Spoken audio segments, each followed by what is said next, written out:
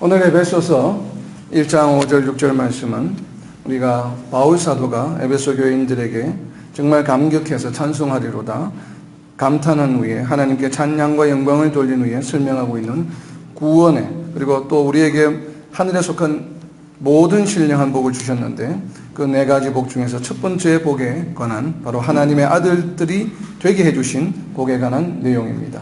5절 말씀에 보면 첫 번째 복이 바로 우리를 하나님의 아들로 삼아주신 것인데, 이 짧은 문장에 네 가지 주요 키워드가 있습니다. 기쁘신 뜻, 그리고 예정, 또 그리스도, 그리고 자기의 아들들. 먼저 기쁘신 뜻, 이것을 보면 우리 한글 성경에는 기쁘신 뜻이라고 번역이 되어 있는데 영어 성경에 보면 두 단어로 되어 있습니다. 그래서 앞에 있는 기쁘신, 이것을 지금 우리 한글 성경에서는 형용사로 되어 있는데 실제 헬라어에는 명사로 되어 있습니다. 그래서 헬라어 유도키아라고 하는 이 헬라어 명사는 하나님의 뜻을 의미하긴 하는데 뒤에 나오는 하나님의 뜻과는 조금 그 사용 용도가 다릅니다. 유도키아라고 하는 단어는 하나님의 뜻이긴 한데 그 하나님의 뜻 자체에 포커스가 맞춰져 있는 것이 아니라 그 하나님의 뜻을 이루어 나가는데 하나님의 감정이 바로 표현이 됩니다. 그래서 하나님이 어떤 감정으로 하나님의 뜻을 이루어 나가는가, 하나님의 뜻을 말씀하고 계신가라는 것에 그 뜻보다는 그 뜻을 행하시는 그 감정, 이모션에 포커스가 맞춰져 있는 단어가 바로 유도키아라고 하는 단어입니다. 그래서 다른 성경 구절에서는 가끔 이 유도키아라는 단어가 선의, 굿윌, 좋은 뜻, 하나님께 합당한 뜻으로 번역되기도 합니다. 그리고 또 다른 성경 구절에서는 기쁨으로 번역되기도 합니다. 그래서 오늘 본문에 있는 바로 이 두 단어를 합치면 이 하나님의 선한 뜻, 이렇게 해석할 수 있습니다. 그리고 두 번째 나와 있는 키워드는 바로 예정이라는 키워드인데 헬라어 원어로는 프라아리조라고 하는 단어입니다. 이 단어는 성경에서 많이 사용되고 있지 않습니다. 이 KJV 기준으로 6번만 사용되고 있는데 사도행전에서 1번, 그리고 이 바울서 신서에서 나머지 5번이 사용되고 있습니다. 그래서 특히 바울서 신서 중에 로마서에서 8장 29절과 30절에서 2번이 사용되고, 그리고 고린도전서 2장 7절에서 1번 사용되고, 그리고 오늘 이 에베소서에서 1장에서 2번 사용되고 있습니다. 5절과 11절에서. 그래서 이 프라아리조라고 하는 예정이라는 단어는 상당히 우리가 인간의 지혜나 지식으로는 이해하기가 쉽지 않은 내용입니다. 때문에 바울 사도는 이 로마서와 고린도전서에서 과연 어떤 배경을 가지고 이 단어를 사용하고 있는지 한번 살펴보기로 하겠습니다. 먼저 로마서 8장 29절에 보시면 하나님이 미리 아신 자들을 또한 그 아들의 형상을 본받게 하기 위하여 미리 정하셨으니, 여기에서 우리가 미리 정하신 이유가 바로 뭐냐면은 뭐예요? 로마서 8장 29절에 보면 그 아들의 형상을 본받게 하기 위해서 우리를 미리 정하셨습니다. 그래서 우리를 미리 정하신 이유는 바로 뭐예요? 하나님의 아들의 형상을 본받게 하기 위해서. 그리고 또 두 번째 요소는 로마서 8장 30절에 보면 미리 정하신 그들을 또한 부르시고 부르신 그들을 또한 의롭다 하시고 또한 영화롭게 하셨다라고 말씀하십니다. 하나님께서는 우리 자신들을 미리 아시고 정하신 자들을 뭐예요? 하나님의 때에 부르신 것이죠. 그래서 이제 로마서 8장 29절과 30절을 요약하면 방금 말씀드린 바로 하나님께서 미리 아시고 정하신 자들을 하나님의 때에 부르셨다라고 요약을 할 수 있습니다. 어떻게 하나님께서는 모든 사람들을 미리 아시고 정하셨습니까? 물론 이에 대한 정확한 답을 우리는 참 찾기가 쉽지 않습니다. 그래서 지난 15세기 동안 계속 논쟁이 지속되고 있는 부분이기도 합니다. 비록 부활에 관한 말씀이지만 예수님께서 우리에게 해주신 말씀을 보면 좀 이 뜻을 유추해 볼 수가 있습니다. 누가복음 20장 38절에 보면 하나님은 죽은 자의 하나님이 아니요 살아있는 자의 하나님이시라. 하나님에게는 모든 사람이 살았느니라 라고 하는 말씀이 있습니다. 과연 이것이 무슨 뜻일까요? 하나님에게는 모든 사람이 살아있다. 바로 이 말씀하신 배경은 뭐냐 하면 여호와 하나님을 구약에서 부를 때 어떻게 불렀습니까? 아브라함의 하나님, 야곱의 하나님, 이삭의 하나님이라고 불렀습니다. 그런데 그 후손들이 여호와 하나님을 그렇게 부를 때 이미 아브라함과 야곱과 이삭은 죽은 후예요. 그래서 왜 사람들이 이미 죽은 사람들의 하나님이라고 부르시는가에 대한 예수님의 답입니다. 아브라함과 야곱과 이삭은 죽은 사람이 아니다라는 것이에요. 우리가 인간의 육신적인 측면에서 보면 분명히 육신의 수명을 다해서 죽은 것은 분명합니다. 그런 관점에서의 죽음이라고 하는 관점에서 보면. 그러나 하나님 입장에서 보면 아브라함과 야곱과 이삭은 죽은 사람이 아니다라는 선포의 말씀입니다. 하나님께는 이 아브라함과 이삭과 야곱이 뭐예요? 여전히 살아있는 사람이다라고 하는 개념이에요. 우리가 참 이해하기 쉽지 않은데 그것은 왜 그렇습니까? 아브라함과 이삭과 야곱이 육신을 입고 있을 때는 당연히 살아있는 사람이었기 때문에 하나님 앞에 살아있는 자였죠. 그리고 그들이 죽어서 죽은 후에는 어떻게 되었습니까? 그들의 영이 하나님과 함께 하심으로 지금 하나님과 함께 하시고 계시기 때문에 하나님 보시기에 지금 함께 하고 있어요. 아브라함과 이삭과 야곱이. 그렇기 때문에 아브라함과 이삭과 야곱의 하나님은 여전히 살아있는 자들의 하나님이시다라고 하는 개념입니다. 이것은 왜 그렇습니까? 우리가 요한계시록 21장 27절에 보면 이미 생명책에 기록된 자들로 부활하여 천국에 들어갈 것으로 선포하고 있기 때문입니다. 이와 같이 부활의 계획 속에 있는 것처럼 구원의 계획 또한 있는 것입니다. 우리가 성경을 읽으면서 또 구약 성경을 보면 우리가 이사야서를 공부하다 보면 고레스에 대한 예언의 말씀이 나옵니다. 이 고레스는 페르시아의 초대 왕이 되는데 이 초대 왕이 되기 전에 수백 년 전에 이미 이사야서에서는 너희 이스라엘 유다 민족이 바벨론의 포로로 가서 너희들 구원해 줄 일을 내가 보낼 텐데 하는 그 이사야서 말씀에 정확하게 이름을 명시하고 있습니다. 수백 년 후에 페르시아의 초대 왕이 되었죠. 그래서 이것이 현실적으로 이루어졌습니다. 여러분 이것이 하나님의 예언의 말씀이요 또 성취되었다는 것을 믿습니까? 아멘. 그리고 구약 성경에 보면 열왕기 상하에 보면 이 남북 왕들의 이야기들을 예언하고 있는 부분들이 상당히 많습니다. 그리고 실제로 그것이 그 왕들의 최후의 모습으로 또 성취되는 것들이 많았죠. 그리고 대표적인 또 예언의 말씀은 예수님에 관한 말씀이죠. 구약의 여러 군데 걸쳐서 예수님이 오실 것을 예언하셨고 또 그 예수님이 초림으로 오심으로 인해서 예언이 성취되었습니다. 그리고 또 예수님이 다시 오실 것이라고 하는 예언의 말씀을 우리 요한계시록을 통해서 우리에게 또 전해주고 있죠. 그리고 우리는 요한계시록에 의거해서 근거해서 예수님이 분명히 다시 오실 것임을 우리는 믿고 있습니다. 바로 이와 같이 하나님께서는 구약시대에 있었던 성경의 인물들이나 아니면 예수님이 오실 것과 예수님이 다시 오실 것에 대해서 예언하고 우리는 그것을 믿습니다. 그렇죠?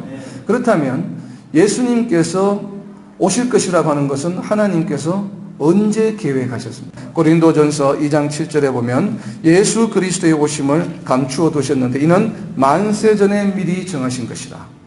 바로 이것은 뭐예요? 예수님을 보내주신 이유는 뭡니까? 바로 우리를 구원하시기 위해서 보내주신 것이죠. 바로 우리 구원의 계획, 이 하나님의 계획을 우리가 믿는다고 한다면 하나님께서 우리를 위해서 부활 이전에 구원의 계획을 세워주셨다고 하는 것도 충분히 가능한 얘기죠. 같은 로직으로.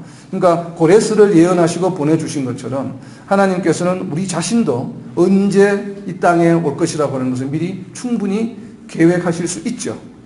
바로 이것이 우리가 하나님의 능력과 하나님의 섭리를 이해하는 첫 번째 전제가 되어야만 합니다.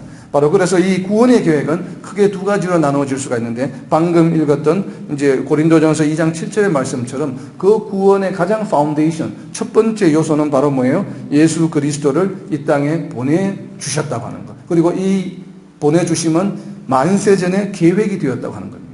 그러면 이 만세 전에 계획이 되었고 또 그 다음 단계는 뭐예요? 사도행전 3장 20절 말씀에 보면 너희를 위하여 예정하신 그리스도 곧 예수를 보내시리니 이것은 베드로가 설교를 할 때 예수님께서 어떻게 오셨는지를 설명하는 과정에서 하신 말씀이에요. 세례 요한을 통해서 예수님이 오실 것을 어떻게 했습니까? 미리 선포하셨죠.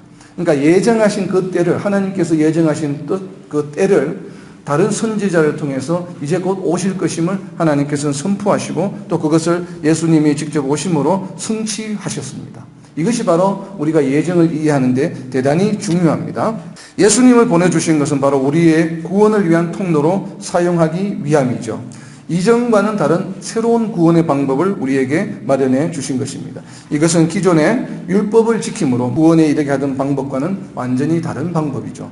그럼 예수님을 이렇게 보내주신 것은 무슨 예언에 대한 성취인가 하면 예레미야서 31장 33절에 보면 나의 법을 그들의 속에 두며 그들의 마음에 기록하여 이 새로운 방법은 모세에게 주어졌던 돌판에 새겨진 율법이 아니라 이제는 뭐예요? 백성들의 마음에 그 율법을 기록하겠다고 하는 것입니다. 그런데 이렇게 백성들의 마음에 하나님의 율법을 기록한 이유는 뭐예요? 예레미야서 31장 33절 후반부에 보면 나는 그들의 하나님이 되고 그들은 내 백성이 될 것이라. 바로 창조의 이 질서, 이것을 회복하시겠다고 하는 것이죠. 그럼 이 마음의 세계에서 하겠다고 하는 것은 무엇을 의미합니까? 바로 이것이 우리 자신들을 위한, 오늘날의 우리 자신들을 위한 구원의 두 번째 요소에 해당되죠. 바로 그리스도에 대한 뭡니까? 믿음이라고 하는 것이죠. 나로 하여금 예수님을 믿음으로 하나님의 아들이 되게 해주셨다라고 하는 갈라디아서 3장 26절 말씀처럼 바로 이 갈라디아서 3장 26절의 말씀이 바로 예레미야서 31장 33절을 통해서 예언하셨던 마음의 법을 새겨서 너희로 하여금 내 백성이 되게 해 주시겠다고 하신 이 언약이 바로 성취가 되었죠. 그래서 그 도구가 바로 예수님이 사용되신 것이죠. 율법을 지키는 것이 아니라 우리가 마음으로 믿어 입으로 시인함으로써 로마서 10장 10절 말씀이죠. 우리가 구원을 얻게 된 것입니다. 그러면 우리는, 여러분은 어떻게 예수님을 믿게 되었습니까? 물론 누군가의 권유에 의해서 또는 어떤 동기에 의해서 아마 예수님을 만나게 되었을 것입니다. 그러나 이 땅에 있는 모든 성도들이 내가 어떻게 해서 크리스찬이 되었는가를 되돌아보면 우리는 이것이 내 계획이나 내 의지나 이러한 노력으로 되지 않았다는 것은 대부분의 성도들이 다 고백을 합니다. 요한복음 6장 44절에 보면 전적으로 하나님께서 나를 예수님께로 이끌어 주신 것입니다. 이 하나님의 이끄심에 때로는 우리의 친구와 주변에 있는 가족들이 사용되었을 뿐입니다. 이를 바울 사도는 로마서 9장 16절에서 그런즉 원하는 자로 말미암음도 아니요 다른 박질하는 자로 말미암음도 아니요 오직 긍휼히 여기시는 하나님으로 말미암이니라, 이렇게 바로 선포하고 있습니다. 이렇게 예수 그리스도를 믿음으로 우리는 어떤 존재가 되었습니까? 조금 전에 살펴본 갈라디아서 3장 26절 말씀처럼 바로 하나님의 아들이 되게 되었죠. 그래서 예수님을 마음으로 믿어 입으로 시인함으로 우리는 신분이 세상에 속한 사람들에서 이제는 뭐예요? 하나님의 아들이 되었습니다. 그런데 오늘 본문 말씀에 보면 1장 5절에 보면 하나님의 아들이 아니라 뭐가 되었다고 되어 있습니까? 하나님의 아들들이 되었다라고 이렇게 표현합니다. 요한계시록에서는 하나님의 아들이 되었다고 표현하는데 여기에서 특별히 복수형으로 사용하고 있습니다. 그래서 에베소서에서는 특별히 우리가 구원에 대한 진리를 골로새서에서도 이야기하고 있죠. 155구절 중에서 그 절반에 해당하는 구절이 골로새서와 동일한 구절인데 보는 시각이 조금 다릅니다. 그래서 우리가 개인적으로 하나님의 아들이 되었다, 보통 이렇게 표현을 많이 하는데 성경에, 그러나 특별히 에베소서에서는 너희가 하나님의 아들들이 되었다라고 해서 집단으로 이야기를 합니다. 그것이 바로 뭐예요? 교회의 구성원이 되었다고 하는 것이죠. 그래서 하나님의 아들들을 다른 단어로 표현하면 바로 뭐예요? 교회죠, 교회. 그죠? 우리 각자의 포커스가 맞춰져 있는 것이 아니라 하나님의 아들들, 바로 성도들의 커뮤니티, 교회의 포커스가 맞춰져 있습니다. 우리를 이렇게 하나님의 아들들이 되게 하신 것은 구속사적으로 어떤 의미가 있겠습니까? 어떤 의미가 있기에 하나님께서는 이렇게 수천 년 동안 열심으로 이를 이루시고자 노력하셨을까요? 바로 첫 번째로는 예언의 성취입니다. 하나님께서 예언하신, 하나님께서 약속하신 말씀을 성취하기 위함이죠. 선지서 호세아 1장 10절에 보면 너희는 내 백성이 아니라 한 그곳에서 그들에게 이르기를 너희는 살아계신 하나님의 뭐라요? 아들들이라 할 것이라. 이것은 호세아 선지자를 통해서 하신 말씀이에요. 너희가 지금 이 이스라엘 땅, 가나안 땅에서 하나님의 아들들이라 일컬음을 받는 것이 아니라 하나님을 알지 못하는 곳에서, 그러니까 이스라엘 땅이 아닌 다른 곳에서, 약속하신 그 땅이 아닌 다른 곳에서 너희가 하나님의 아들들이라 일컬음을 받을 것이라 라고 하는 이 호세아 선지자를 통한 바로 약속의 말씀을 이루기 위하심입니다. 그죠? 그래서 하나님을 알지 못하는 곳은 바로 오늘날로 말하면 어디겠습니까? 짧게 보면 당시로서는 바벨론이죠. 그래서 바벨론에 가서 이 사람들이 하나님의 아들들이라 일컬음을 받았다고 하는 증거가 에스라서에 나옵니다. 에스라서와 느헤미야서에 보면 거기에서 포로된 자들이 돌아올 때 약 4만 3천 명이 돌아왔는데 그 중에 수백 명이 뭐예요? 이스라엘 유대 민족이 아닌 바벨론 현지 지방에 있던 사람들이 돌아옵니다. 근데 이 사람들이 돌아와서 뭘 합니까? 성전에서 수종드는 역할을 합니다. 놀라운 사실이죠. 이것을 보면 포로로 가 있으면서 거기 있는 유다 민족들이 바벨론에 있는 현지민들로 하여금 하나님의 아들들이라 일컬음을 받은 것이죠. 그래서 그 사람들이 다 유대인이 되어버렸죠. 그래서 돌아올 때 약 100만 명이 간 것으로 이상 간 것으로 추정이 되는데 그 중에서 약 5%만 돌아왔는데 유대인들은 진짜 유대인들은 약 5%만 돌아왔지만 거기에 수백 명의 현지인들이 또 그리고 솔로몬 시대에 포로로 잡혀왔던 타 민족들 중에 유대인이 된 자들이 그 후손들이 또 수백 명이 돌아왔죠. 그래서 바로 이렇게 하나님이 하나님 나라로 불려지지 않았던 그런 다른 곳에서의 사람들이 결국 하나님의 아들들이 되는 그러한 역사가 성취가 되었습니다. 그렇다면 오늘날에는 마찬가지죠. 우리 대한민국이 하나님의 나라로 불려지지 않았죠, 옛날에는. 그러나 하나님을 알지 못하는 이곳에서 하나님의 아들들이 또 그리고 지금 교회가 세워져 있습니까?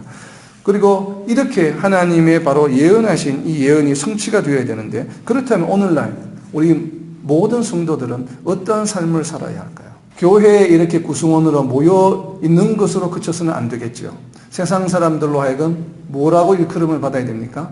하나님의 아들들이다 라고 하는 하나님의 아들들이라고 부르는데 그것이 조롱이 아니라 부러움과 시기의 대상이 되어야 합니다. 우리에게 예수 그리스도를 보내주신 궁극적인 이유요 목적입니다.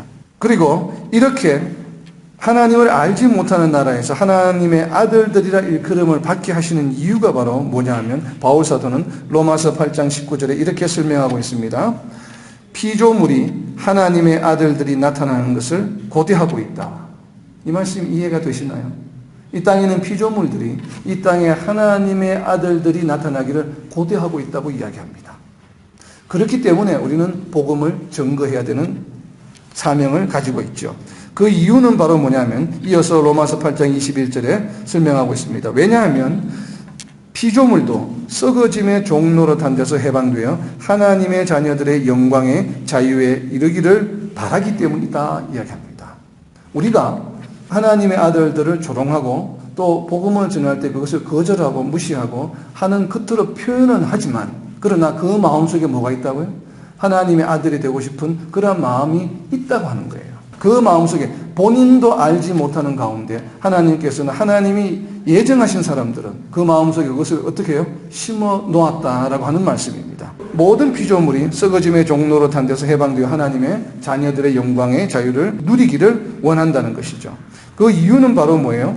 로마서 1장 20절에 보면 창세로부터 그의 보이지 아니하는 것들 곧 그의 영원하신 능력과 신성이 그가 만드신 만물에 분명히 보여 알려졌기 때문에 그래요. 로마서 1장에 보면 우리가 복음을 전하지 않았는데 그들이 어떻게 하나님을 알까? 그렇지 않아요. 하나님께서는 이미 창세 때부터 모든 피조물들에게 그의 능력과 신성을 나타내 보여주셨어요. 그렇기 때문에 어떠한 피조물도 하나님을 모른다고 핑계할 수 없다고 선언하고 계십니다.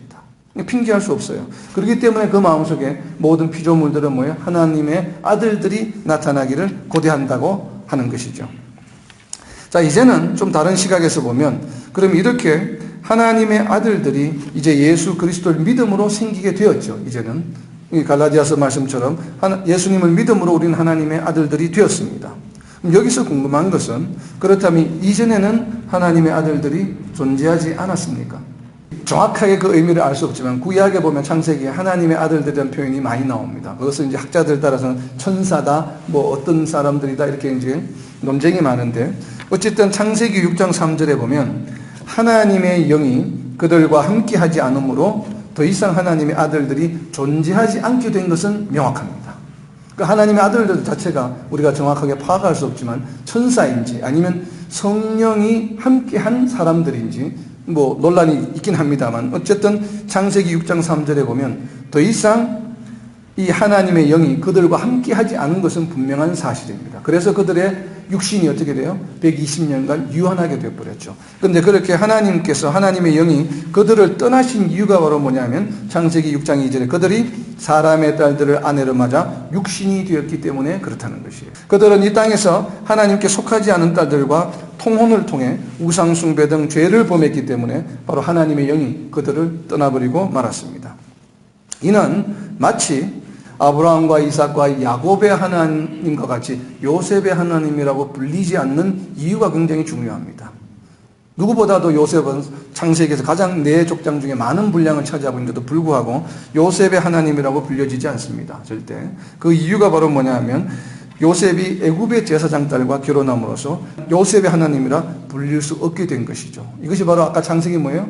세상 사람의 딸과 통혼한 것이에요. 창세기 6장 3절에 말씀. 그래서 하나님의 영이 떠나버렸어요. 그렇기 때문에 요셉의 하나님이라고 부를 수 없는 것이죠. 그리고 또 동일하게 지혜의 왕이었던 솔로몬 역시 마찬가지입니다. 처음에는 하나님의 영이 함께 했죠. 그래서 기름 부음을 받았지 않습니까? 그래서 다른 형들을 물리치고 왕이 되었다 이 말이야. 기름 부음을 받았는데 그런데 이방 여인들과 통혼함으로써 마찬가지예요. 이 이방 여인들은 뭐예요? 세상 사람들의 딸들이에요. 이방 여인들과 통혼함으로써 결국 우상 숭배를 하게 되었습니다. 그러므로서 어떻게 되었습니까? 솔로몬은 하나님의 버림을 받게 됩니다. 그래서 이스라엘 나라가 남북으로 갈라지게 되죠. 그 아들 때에서. 이렇게 우리는 정말 이 결혼에 있어서 신중해야 합니다. 이렇게 이 땅에서 사라진 하나님의 아들들이 이제는 예수 그리스도께서 이 땅에 오심으로 우리가 예수 그리스도를 믿음으로 우리가 하나님의 아들들로 다시 회복되게 되었죠. 이것은 다르게 표현하면 뭡니까? 떠났던 하나님의 영이 다시 돌아와서 그들과 함께함으로 하나님의 아들들이 된 것이죠. 그러니까 창세기 6장 3절에서 하나님께서는 그 영이 사람을 떠났는데 이제는 뭐예요? 우리가 예수님을 믿음으로 우리에게 성령을 선물로 주시고 그 하나님의 영이 우리와 함께하게 되므로 우리가 뭐가 되었다고요? 다시 하나님의 아들들이 된 것이에요. 이것은 무너진 창조의 질서가 다시 회복된 역사입니다. 그래서 로마서 8장 14절에는 뭐라고 이야기합니까? 하나님의 영으로 인도함을 받는 사람을 하나님의 아들이라 선포하고 있는 것이죠. 이것을 다르게 표현하면 로마서 8장 16절에 이렇게 선포하고 있습니다. 성령이 친히 우리의 영과 더불어 우리가 하나님의 자녀인 것을 증언한다. 그러니까 하나님의 영이 뭐예요? 우리와 함께하죠. 그러니까 떠났던 하나님의 영이 우리에게 다시 돌아왔기 때문에 그것은 아담을 흙으로 창조하시고 불어넣으셨던 뭐예요? 루아흐. 그 모습으로 다시 우리가 바뀐 것이죠. 그래서 우리는 뭐가 되었다고요? 최초의 하나님의 아들이었던 아담처럼 우리가 다시 하나님의 아들이 된 것이다. 그러려면 어떻게 해야 돼요? 하나님의 영이 우리와 함께함으로 그에 합당한 삶을 살아가야 된다라고 하는 것이죠. 그리고 우리가 진정한 온전한 하나님의 아들이 되는 것은 언제입니까? 예수님이 다시 오실 때죠. 그래서 계시록 21장 7절에 보면 이제 신구약 성경 66권을 담는 마지막 장 바로 앞에 보면 21장 7절에서 뭐라고 선포하고 계십니까? 나는 그의 하나님이 되고 그는 내 아들이 되리라. 그래서 비로소 이제 창세기 6장 3절에서 잃어버렸던 창조의 질서가 이 계시록 21장 7절에서 완전히 다시 회복되는 것입니다. 이렇게 다시 하나님의 아들이 된 것은 우리의 자격이나 노력에 의한 것이 아니죠. 그래서 오늘 본문 1장 6절 말씀에 보면 어떻게 우리가 이런 하나님의 아들들이 되었다고 이야기하고 있습니까? 하나님께서 은혜로 거저 아들로 삼아 주신 것이죠. 그렇다면 하나님께서는 왜 우리를 은혜로 거저 하나님의 아들들로 삼아 주셨습니까? 옛날 율법에 돌판에 새겨진 율법처럼 이것을 율법을 다 지켜야 돼. 그래야 너희는 하나님의 아들이 돼. 이렇게 하시지 않으시고 왜 우리에게 거저 그냥 은혜로 예수님을 마음으로 믿음으로 그냥 이 하나님의 아들이 되도록 해 주셨을까요? 에베소서 1장 6절에 바울 사도는 뭐라고 설명하고 있습니까? 그 목적을 하나님께서 그저 우리에게 주신 것은 창조의 목적인데 뭐예요? 하나님과 우리가 동행하기 위함이에요. 하나님의 울타리 안에 우리를 집어넣기 위함이죠. 함께 하시기 위함. 그래서 바로 그 이유가 이 천국의 모습인 계시록 7장의 그 모습이 있습니다. 계시록 7장에 보면 계시록 7장은 천국의 모습을 설명하고 있는 부분이죠. 7장 10절 말씀입니다. 백성들이 큰 소리로 외쳐 이르되, 이 백성들은 뭐예요? 이제 하나님의 아들들이죠. 하나님의 아들들이 된 사람들이 큰 소리로 외쳐 이르되 구원하심이 보좌에 앉으신 우리 하나님과 어린 양에게 있도다. 우리가 늘 찬양하는 거죠. 예배드릴 때마다 하는. 그러니까 구원하심이 보좌에 앉으신 우리 하나님과 어린 양에게 있도다.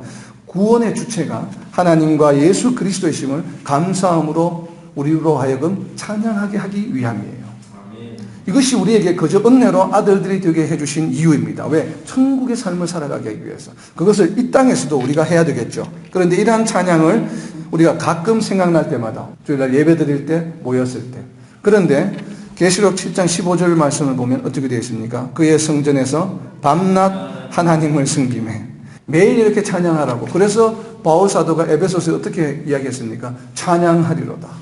이렇게 감격에 겨운 구원에 대한 감사의 찬양이 어때요? 매일, 매 순간마다 나와야 된다는 것이에요. 이렇게 하기 위해서 하나님께서는 우리에게 거저 은혜로 하나님의 아들들이 되게 해 주셨다라고 하는 것이죠. 그래서 예수님께서는 이것을 다르게 표현하셨는데 어떻게 표현하셨냐면 마태복음 6장 33절 말씀입니다. 너희는 먼저 그의 나라와 그의 의를 구하라. 그의 나라와 그의 의를 구하라고 하는 것은 하나님은 어디 계신지 찾으라는 얘기가 아니에요. 그것은 뭐예요? 하나님을 찾는 행위는 바로 뭐예요? 하나님 어디 계신가를 가서 찾는 것이 아니라 하나님을 찾는다고 하는 것은 바로 예배를 통해서 하나님을 만나는 것을 말합니다. 그래서 하나님을 찾는 것이죠. 세상 속에서 살다가 어떻게 해요? 예배를 통해서 하나님을 만나고 하나님을 섬기는 것을 말합니다. 바울 사도는 이 예수님의 가르침을 조금 다르게 표현했습니다. 오늘 본문 말씀 1장 6절에 보면 하나님의 은혜의 영광을 뭐하게 하기 위해서요? 찬송하게 하기 위함이다. 이것이 바로 하나님께서 우리를 은혜로 그저 하나님의 아들들이 되게 해주신 궁극적인 목적이 뭐라고요? 하나님의 은혜의 영광을 찬송하게 하기 위함이다. 이것은 바로 뭐예요? 요한계시록 7장에 있었던 바로 10절, 15절 말씀을 이 땅에서 뭘 하라는 것이에요? 이 땅에서 우리가 날마다 실행하라고 하는 것입니다. 그래서 빌립보서 2장 12절에는 너희가 구원을 날마다 실행하라. 구원을 이루라라고 바울 사도는 설명하고 있는 것입니다. 말씀을 맺습니다. 하나님께서 기쁨으로 나를 예정하사 예수 그리스도를 믿도록 이끌어 주시고 또한 성령을 선물로 주셔서 항상 나와 동행하시며 나의 생각과 마음을 지켜주시고 나의 말과 행동을 인도하여 주심으로 하나님의 아들임을 세상에 드러나게 하여 주신 은혜를 항상 기억하고 이에 감사하며 찬송하리로다라는 감격으로 매일 하나님과 예수님께서 베풀어 주시는 은혜의 영광을 나와 온 가족이 함께 날마다 찬양하는 진정한 하나님의 자녀로 거듭나는 저와 여러분이 되시기를 예수님의 이름으로 선포합니다. 아멘.